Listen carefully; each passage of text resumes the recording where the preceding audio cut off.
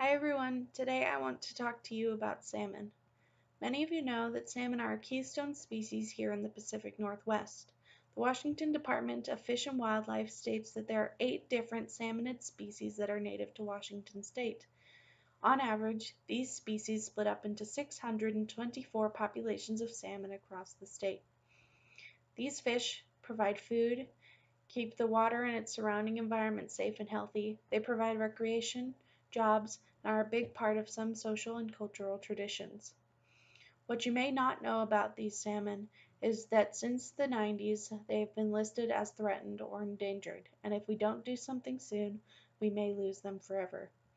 Laura Geffart mentions in Ecological Restoration that the tribal groups of the Pacific Northwest are bearing the brunt of salmon losses.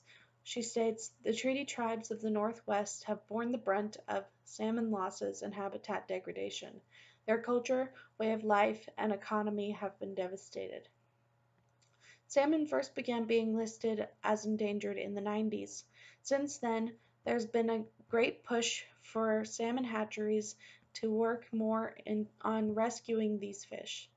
In the past, hatcheries were primarily used for fishing commercially, but now many believe that farm fish are our only chance to save the salmon. Not only do many believe the hatcheries fish are our last chance to save our wild salmon population, they also believe that it's our best chance to save the surrounding environment and the animals that depend on these salmon.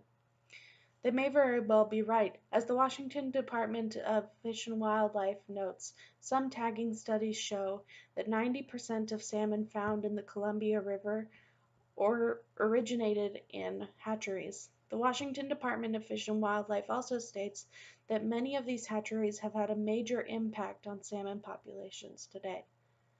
It's also important to note that the fish harvest contributes $1 billion to our state's economy. So not only are hatcheries providing fish for our environment, but they're also providing money to our economy. However, there are those that believe hatcheries are the wrong way to go in saving our salmon.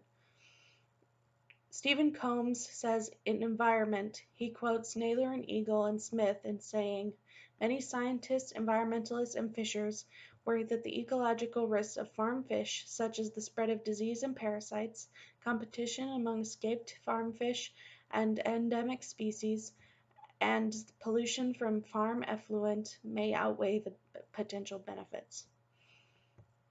Those against fish farming strongly believe that we should be working to save our wild fish instead of farming our own fish to fill the gaps.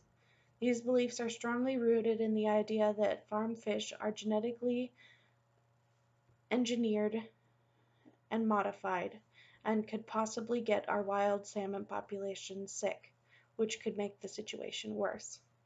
Stephen Combs talks about this in his commentary on salmon farms and hatcheries when he says, "The hatcheries of the Columbia River Basin function in a fashion that, more often than not, threatens the genetic distinctiveness and fitness of the remaining wild salmon population."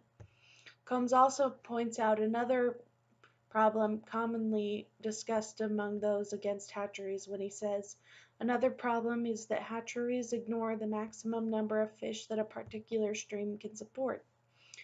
The problem with releasing this many fish is that it risks lessening the food supply that these fish have, so the mortality rate for both wild and hatchery fish goes up immensely."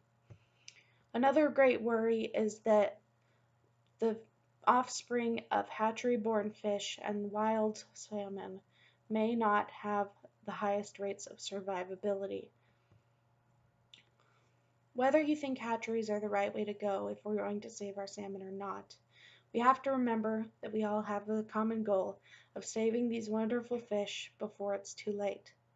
As Plummer and Mann say in Science Washington, in theory at least, the warring parties all agree that salmon conservation should be driven by science. We should keep this in mind when we're arguing over what the best solution for this wonderful species is. Thank you.